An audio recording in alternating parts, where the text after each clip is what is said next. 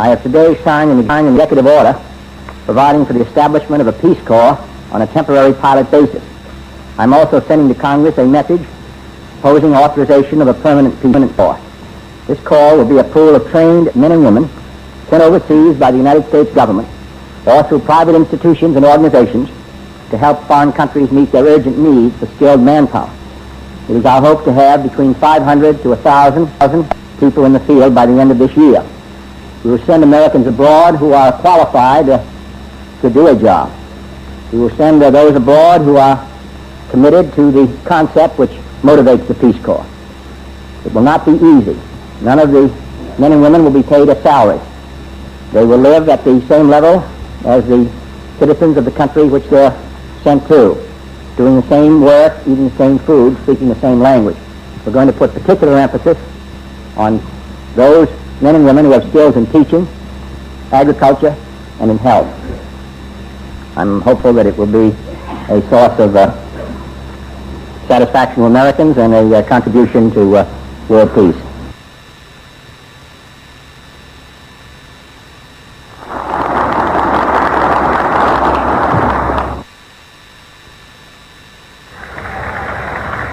Governor Stevenson, Senator Johnson, Mr. Butler, Senator Symington, Senator Humphrey, Speaker Rayburn, fellow Democrats, I want to express my thanks to Governor Stevenson for his generous and heartwarming introduction.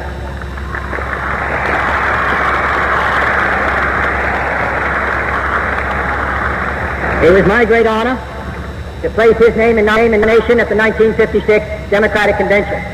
And I am delighted to have his support and his counsel and his advice in the coming months ahead.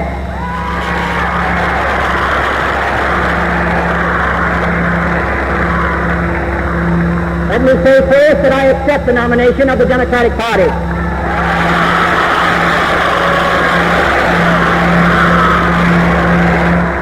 I accept it without reservation and with only one obligation: the obligation to devote every effort of my mind and spirit to lead our party back to victory and our nation to greatness.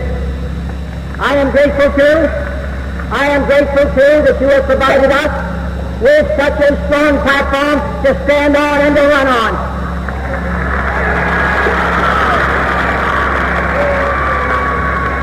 Pledges which are made so eloquently are made to be kept. The rights of man, the civil and economic rights, essential to the human dignity of all, and are indeed our first principle. This is a platform on which I can run with enthusiasm and with conviction. And I am grateful, finally, that I can rely in the coming months on many others, on a distinguished running mate who brings unity and strength to our platform and our ticket, Lyndon Johnson.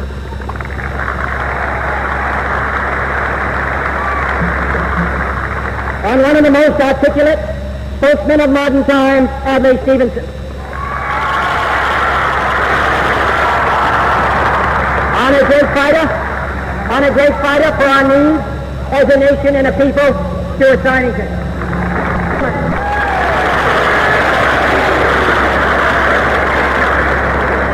I feel a lot safer with all of them on my side. And I'm proud of the concert with our Republican competitors. For their ranks are so thin that not one challenger has dared to put his head up in the last 12 months. I am fully aware of the fact that the Democratic Party, by nominating someone of my faith, has taken on what many regard as a new and hazardous risk, new at least since 1928. The Democratic Party has once again placed its confidence in the American people and in their ability to render a free and fair judgment, and in my ability to render a free and fair judgment.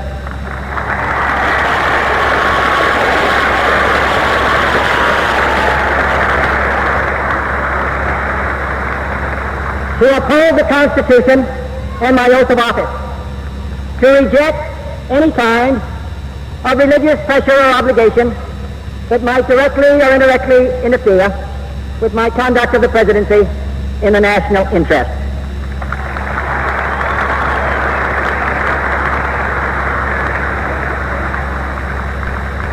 My record of 14 years in supporting public education, supporting complete separation of church and state, and resisting pressure from sources of any kind should be clear by now to everyone.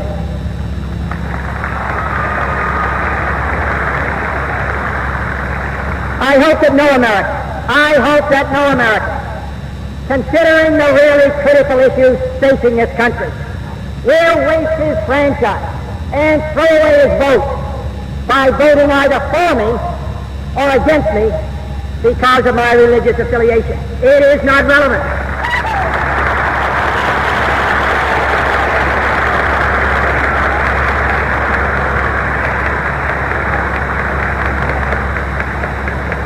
I am telling you what you are entitled to know as I come before you seeking your support for the most powerful office in the free world.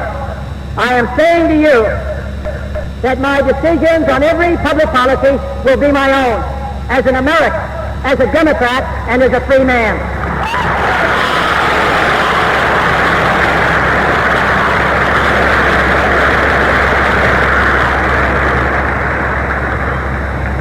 I mention all of this only because this country faces so many serious challenges, so many great opportunities, so many burdensome responsibilities, that I hope that it is to those great matters that we can address ourselves in the coming months.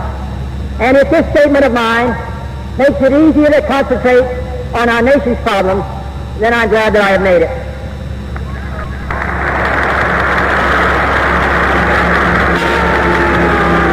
Under any circumstances, the victory we seek in November will not be. We know it will not be easy to campaign against a man who has spoken and voted on every side of every issue. Mr. Nixon may feel that it's his turn now, after the New Deal and the Fair Deal. But before he deals,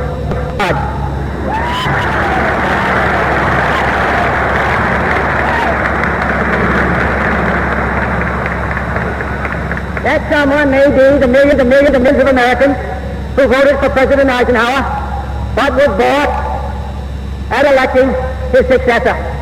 For just as historians tell us that Richard I was not fit to fill the shoes of the bold Henry II, and that Richard Cromwell was not fit to wear the mantle of his uncle, they might add in future years that Richard Nixon did not measure up to the footsteps of Dwight D. Eisenhower.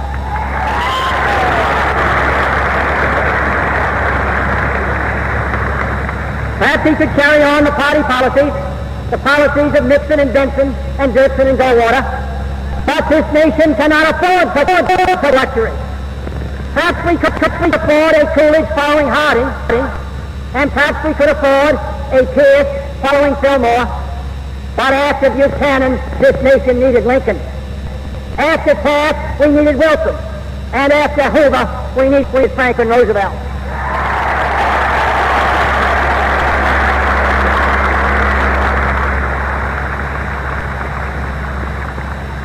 But we're not merely running against Mr. Nixon.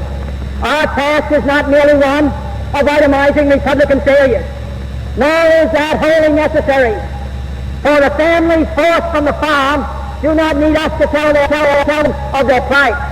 The unemployed miners and textile workers know that the decision is before them in November. The old people without medical care, the families without a decent home, the parents of children without a decent school, they all know that it's time for change.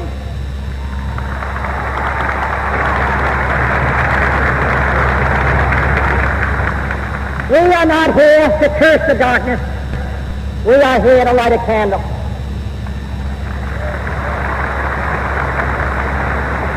As Winston Churchill said on taking office some 20 years ago, if we open a quarrel between the present and the past, we shall be in danger of losing the future. Today our concern must be with our future. The old era is ending. Ways will not do. Now the balance of power, new and more are coming into use. 1/3 of the world made it, but one victim of a cruel repression, and the other third is poverty and hunger. And communism has penetrated into stands in the Middle East. Our ancestors, some off the coast of friends of civility and new hostility. Keynote reminded us, the president who began his career by going to Korea ends it by staying away from Japan.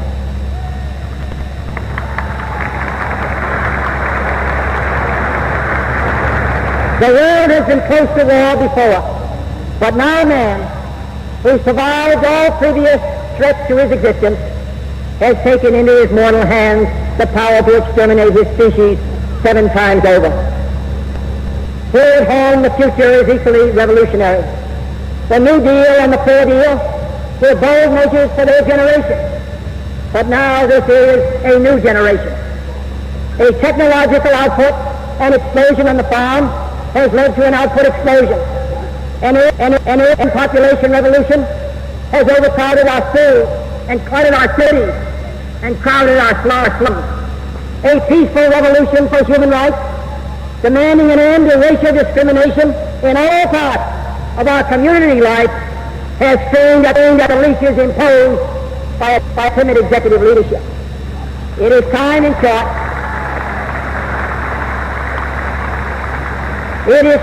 short, for a new generation of leadership. All over the world, particularly in the newer nations, young power, men who are not bound by the traditions of the past, men who are not blinded by the old fears and hate and rivalry, young men who can cast off the old slogans and the old delusions. The Republican nominee, of course, is a young man, but his approach is as old as McKinley.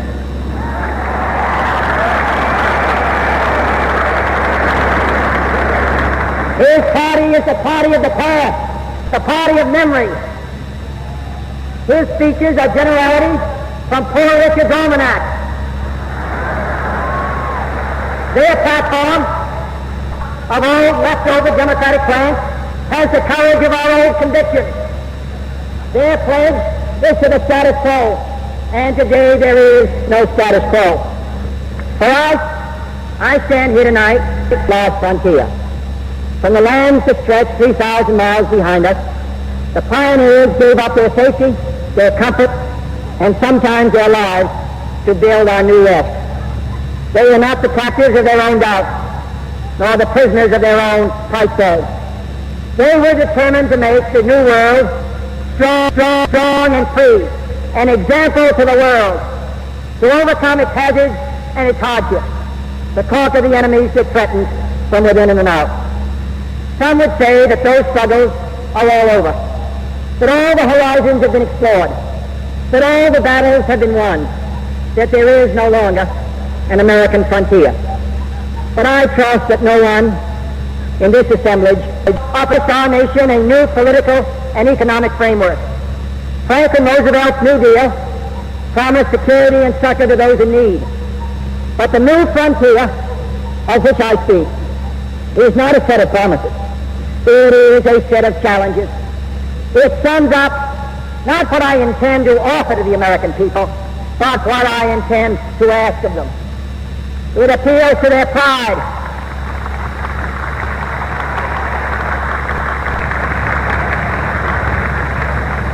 It appeals to our pride, not our security. It holds out the promise of more sacrifice instead of more security. The new frontier is here, whether we seek it or not. Beyond that frontier are uncharted areas of science and space, unsolved problems of peace and war, unconquered province of ignorance and prejudice, unanswered questions of poverty and surplus.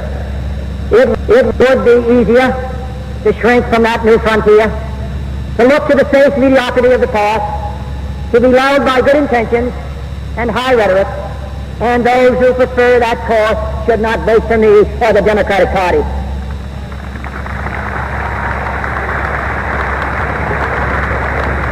But I believe that the times require imagination and courage and perseverance. I'm asking each of you to be pioneers towards that new frontier.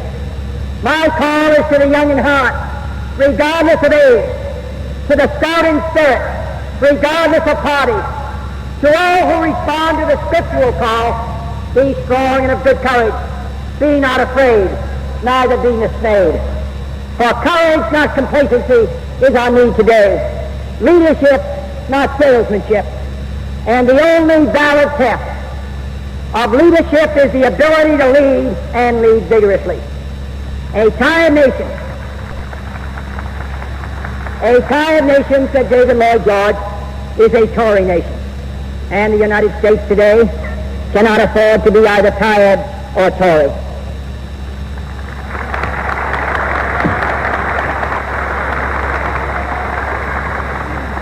There may be those who wish to hear more promises to this group or that, more harsh rhetoric about the men in the Kremlin as a substitute for policy, more assurances of a golden future where taxes are always low and the subsidies are always high. But my promises are in the platform that you have adopted. Our ends will not be won by rhetoric, and we can have faith in the future only if we have faith in ourselves.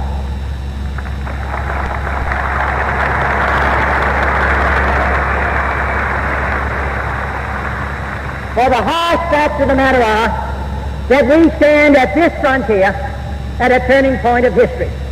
We must prove all over again to what we stood on a most conspicuous stage can compete with the single-minded advance of the communist system. Can a nation organized and governed such as ours endure? That is the real question. Have we the nerve and the will? Can we carry trade where we will witness not only new breakthroughs in weapons of destruction, but also a race for mastery of the sky and the rain, the ocean and the tide, the far side of space, and the inside of men's minds? That is the question of the new frontier. That is the choice that our nation must make. A choice that lies not merely between two men or two parties, but between the public interest and private comfort, between national greatness and national decline, between the fresh air of progress and the stale, dank atmosphere of normalcy, between dedication or mediocrity. All mankind waits upon our decision. A whole world looks to see what we shall do, and we cannot fail that, and we cannot fail to try.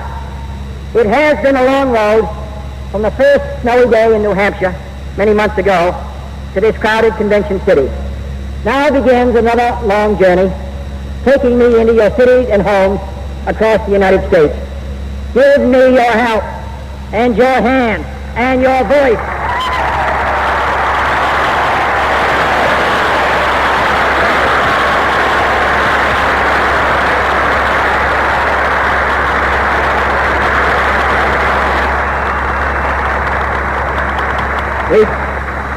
Recall with me the words of Isaiah, that they that wait upon the Lord shall renew their strength. They shall mount up with wings as eagles. They shall run and not be weary.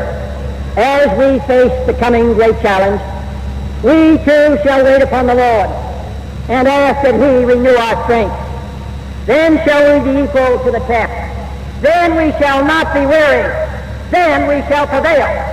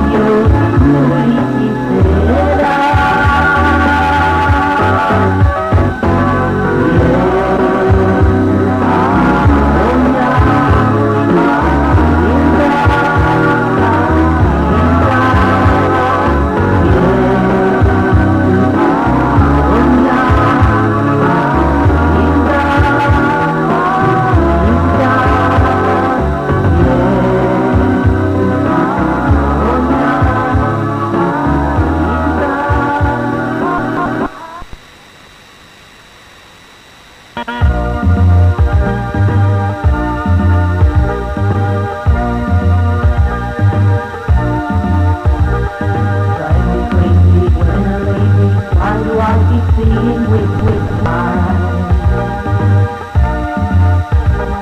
Walk by faith and not by sight.